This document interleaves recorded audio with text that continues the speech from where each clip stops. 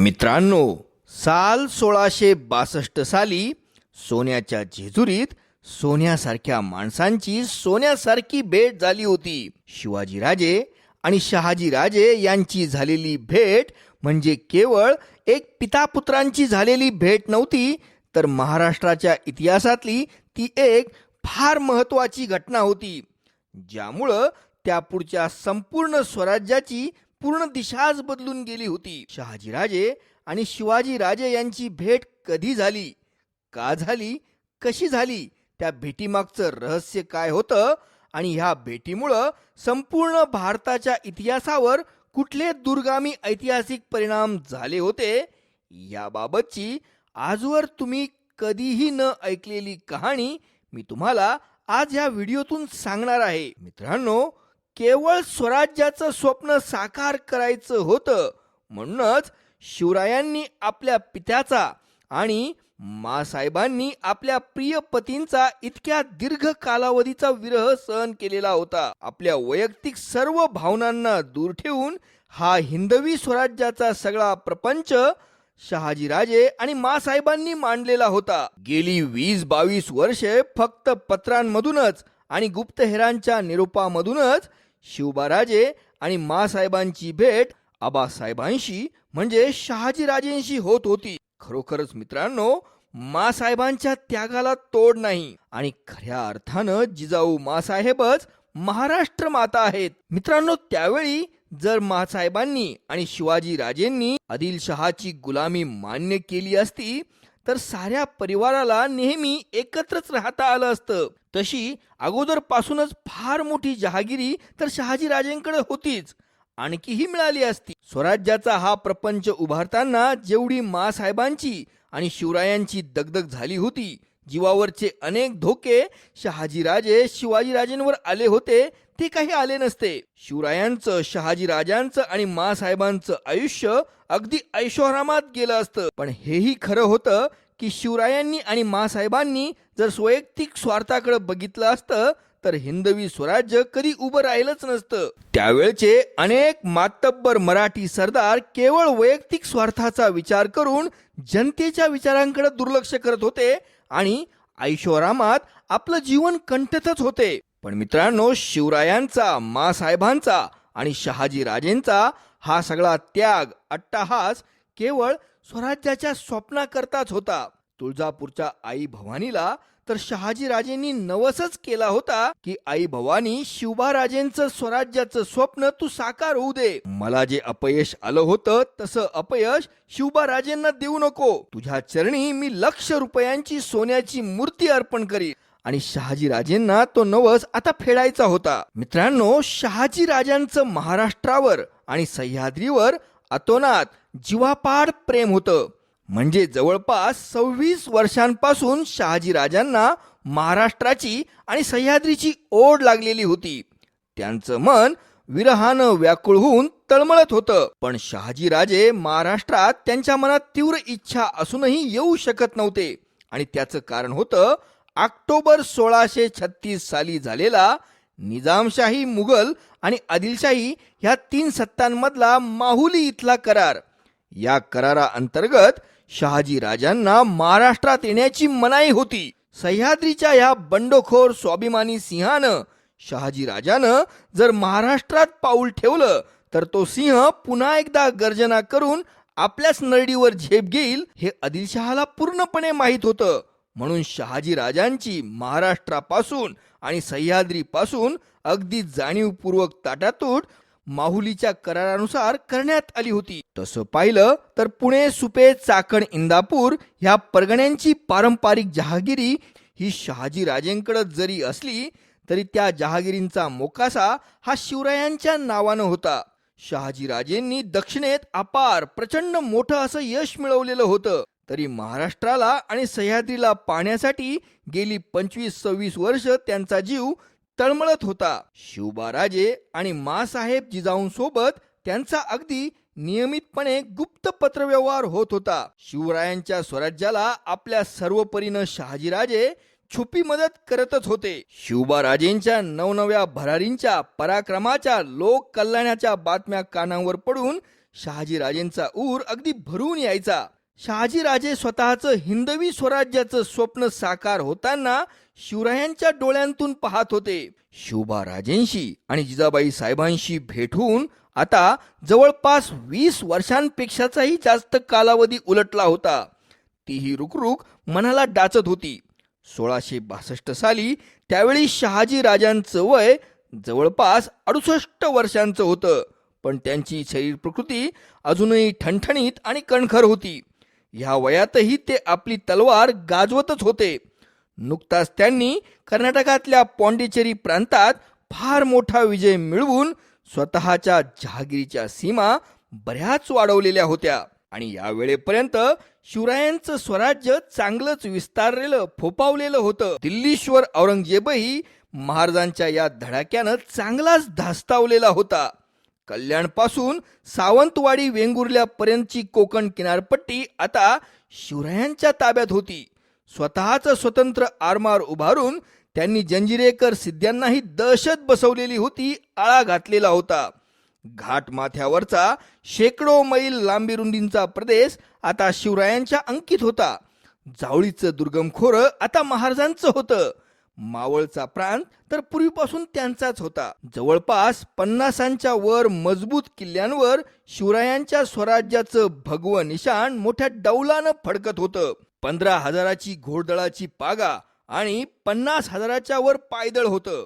शाहीर पोवाड्यांमधून अफजल खान वधाचे आणि पन्हाळ्यावरून महाराजांच्या झालेल्या सुटकेची कीर्तिगाथा महाराष्ट्राच्या घराघरात पोहोचवत होते. शिवरायांच्या चांगुलपणाची, उत्तम प्रशासनाची, न्यायीपणाची दुदुंबी सर्वत्र गरजत होती. पुत्र व्हावा ऐसा गुंडा ज्याचा तिन्ही लोकी झेंडा.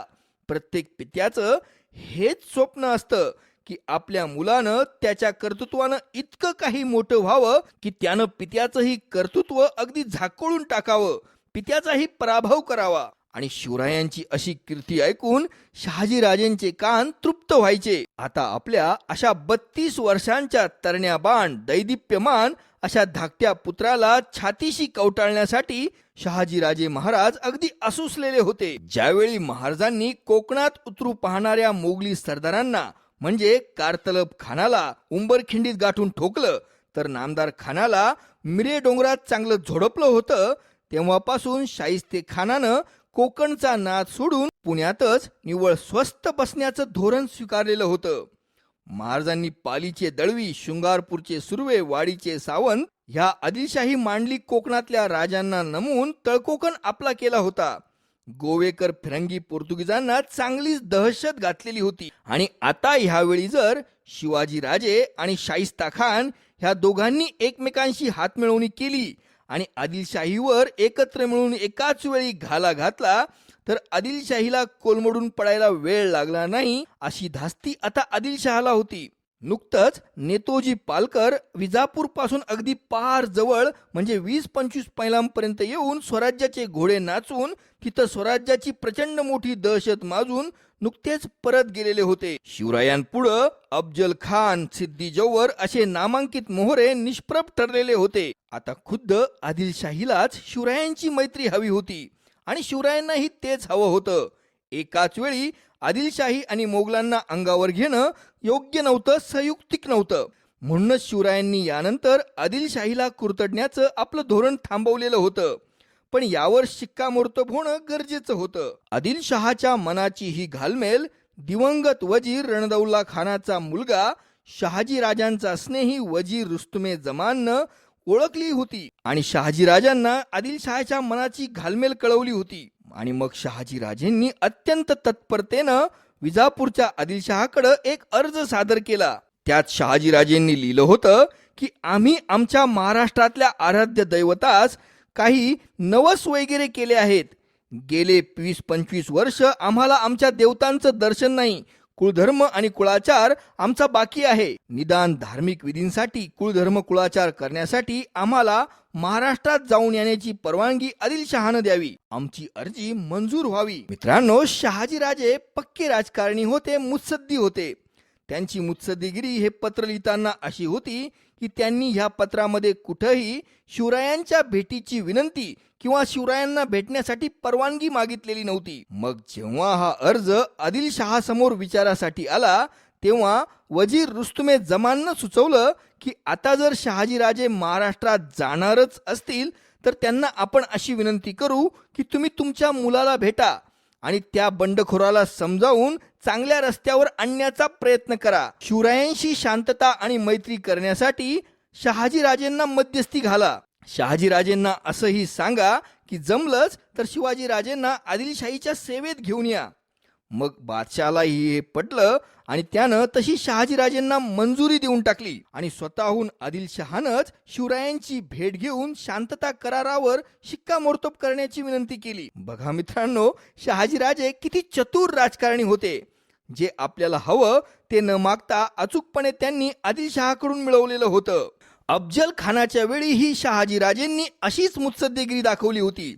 ज्यावेळी आदिलशहानं संतापून शहाजीराजांना पत्र लिहिलं होतं की तुमचा मुलगा इतका पुंडावा करतो आहे, त्यानं जावळीचं खोरं जिंकलं आहे, त्यावेळी शहाजीराजेंनी अत्यंत मुत्सद्दीपणानं उत्तर दिलं होतं की माझा मुलगा बिलकुल माझं ऐकत नाही, त्याला योग्य ती शिक्षा झालीच पाहिजे. जर हुजुरांनी मला आज्ञा दिली तर मी मोठी फौज स्वतः घेऊन शिवरायांचा बिमोड करायला त्याच्यावर चालून जातो. पण शहाजी राजांच्या नेतृत्वाखाली प्रचंड मोठी आदिलशाही फौज देऊन शिवरायांविरुद्ध पाठवण्यात एक मोठा धोका असा होता की जर शहाजी राजेच शिवरायांना सामील झाले तर मग आदिलशाहीचं अस्तित्वच धोक्यात आलं असतं. आणि शहाजी राजांनी स्वतःहून आपल्या पुत्राविरुद्ध लढाईची तयारी दाखवल्यानंतर मग आदिलशहाचा इलाजच खुंटला होता. पण शहाजी राजांचं शिवरायांवर पुत्रप्रेम असं होतं की ज्यावेळी प्रतापगडाजवळ जावळीच्या खोऱ्यात दोघांचं युद्ध माजणार होतं त्यावेळी जर कदाचित शिवरायांना अपयश आलं आणि स्वराज्याच्या जीवावर आदिलशाही फौज उठली तर आपणही इकडं आदिलशहाला अडचणीत आणण्यासाठी शहाजीराजांनी बंगळूरला जवळपास 20-25 हजारांचं सैन्य तयार ठेवलं होतं. जर शिवरायांच्या पराभवाची बातमी कळाली असती तर शहाजीराजे स्वतःच 20-25 हजारांची फौज घेऊन खुद्द विजापूरवरच चालून जाण्याच्या विचारात होते. शहाजीराजे एक फार मुत्सद्दी आणि फार महान राजकारणी होते. बादशहानं महाराष्ट्रात जाण्यासाठी मंजुरी देताच शहाजीराजेंनी रवाना होण्याची तयारी सुरू केली. आता ते अधिकृतरित्या विजापूर दरबाराचे प्रतिनिधी म्हणूनच शिवरायांना भेटायला जात होते. शहाजीराजेंनी आपण येत आहोत असा निरोप शिवरायांना पाठवला. शहाजीराजे महाराजांचं पत्र पावताच जिजाऊ मासाहेबांना आणि शिवबाराजेंना जणू हर्षवायूच झाला होता. शहाजीराजेंनी मग महाराष्ट्रात येण्यासाठी आपल्या सोबत जवळपास 1000-2000 माणसांचा लवाजमा घेतला. धाकट्या राणीसाहेब तुकाबाई साहेबही महाराजांसोबत होत्या. गुरुवर्य कृष्णराव अर्जुन केळुस्कर असं म्हणतात की ह्यावेळी व्यंकोजी राजेही सोबत आलेले होते. यावेळी शिवरायांना भेट देण्यासाठी एक फार उत्तम रत्नजडीत सुंदर अशी तलवार शहाजीराजेंनी खास बनवून घेतलेली होती आणि त्या तलवारीचं नाव होतं तुळजा. आपल्या पत्नी सुनांना आणि नातवाला देण्यासाठी शहाजीराजेंनी खूप सारे किमती उत्तमोत्तम कर्नाटकी चीज वस्तू दागदागिने जडजवाहीर सोबत घेतलेले होते. ह्याच वेळी शिवरायांनी त्यांच्या आबा महाराजांचा संपूर्ण प्रवास निर्दोष व्हावा याबद्दल पूर्ण तजवीज केलेली होती. शहाजीराजांच्या संपूर्ण मार्गावर बहिर्जी नाईक जाधवांच्या चाणाक्ष गुप्तहेरांनी आपलं जाळं पसरवलेलं होतं. नेतोजी पालकरांच्या दिमतीला 8000चं घोडेस्वार पथक ह्या कामासाठी तैनात केलेलं होतं. पुण्यात ठाण मांडून बसलेल्या शाहिस्तेखान आणि त्याच्या मोगली फौजेनं काही उचापती गडबडी ह्या काळात करू नये ह्यासाठी महाराजांनी आपल्या वकिलामार्फत शाहिस्तेखानाला मोठ्या प्रेमानं शांततेचा निरोप पाठवलेला होता. खूप मोठ्या किमतीचे अनेक महागडे नजराणेही वैयक्तिकरित्या शाहिस्तेखानाला पाठवून दिलेले होते. तसं मित्रांनो, शाहिस्तेखान हा आपल्या शब्दांचा फार पक्का म्हणून अख्ख्या हिंदुस्थानात प्रसिद्ध होता.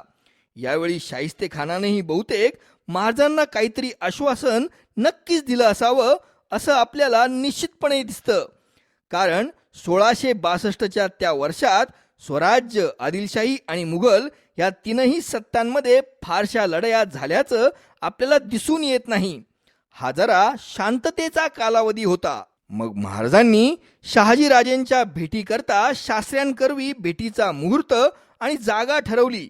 शास्त्र्यांचं मत असं पडलं की ही भेट तब्बल 20-22 वर्षांनी होत आहे, तेव्हा ती घरी न घेता एखाद्या तीर्थस्थळी घेणं उचित.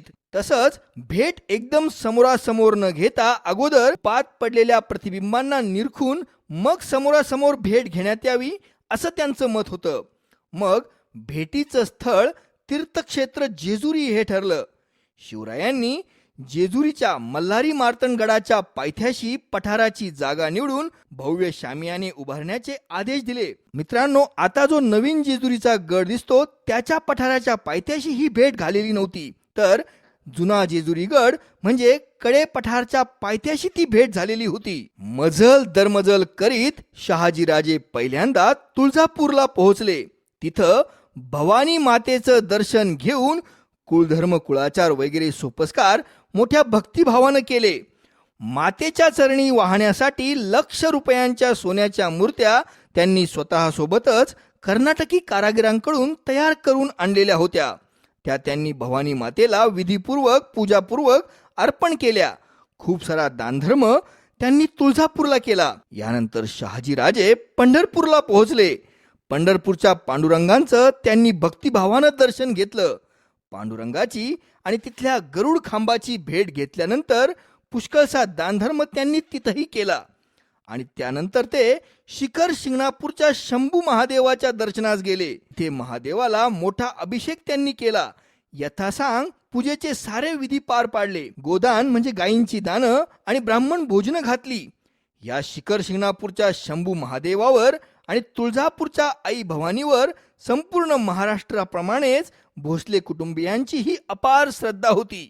शहाजीराजेंचे वडील मालोजीराजे यांची तर शिखर शिंगणापूरच्या शंभू महादेवावर निस्सीम भक्ती होती. आणि त्यानंतर मग मजल दरमजल करीत शहाजीराजेंचा शाही लवाजमा जेजुरीला येऊन पोहोचला. भेटीचं ठिकाण ठरलं होतं ते मार्तंडगडावरच्या मल्हारी खंडेरायाचं मंदिर. ते मंदिर संपूर्णतः फुलांनी सजवून त्याच्या सभामंडपात काशाची एक मोठी परात, तिच्यात काठोकाठ तूप भरून ठेवलेली होती. गाभाऱ्यात दर्शनासाठी जाताना नजरानजर होऊ नये म्हणून पडद्यांची ही व्यवस्था करण्यात आली होती. भेटीच्या दिवशी भल्या पहाटेच शिवराय आणि जिजाऊ मासाहेब मल्हारी मार्तंडाचं दर्शन घेऊन अगोदरच सभामंडपात येऊन थांबलेले होते. महाराजांसोबत यावेळी सोयराबाई साहेब होत्या. तसंच इतर राणी वसाई होता. सोयराबाईंनी आपल्या कडेवर 3 वर्षांच्या शंभूराजेंना घेतलेलं होतं.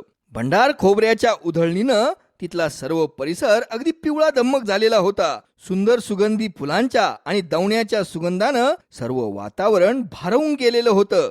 घंट्या, नगारे, टाळ, खंजिरी, तुणतुण्यांच्या नादात गजरात खंडेरायांची संगीत आराधना आरत्या चालू होत्या. आणि मग शहाजीराजे आणि तुकोबाई साहेबांचं पालख्यांमधून मंदिराजवळ आगमन झालं.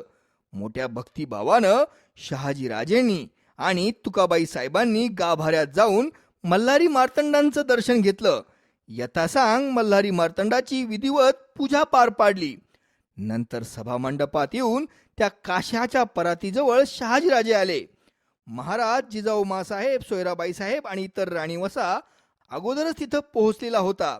आणि मग शास्त्र्यांच्या मार्गदर्शनानुसार शहाजीराजे आणि तुकाबाई साहेब तुपात पडलेल्या प्रतिबिंबांकडे निरखून पाहू लागले. शिवबाराजे आणि मासाहेब सुद्धा तुपातल्या शहाजीराजेंच्या आणि तुकाबाई साहेबांच्या प्रतिमेला निरखून पाहू लागले. तुपात पडलेलं शिवरायांचं प्रतिबिंब पाहून शहाजीराजेंना स्वतःचीच 30-35 वर्षांपूर्वीची छबी आपण आरशात पाहतोय असंच वाटलं.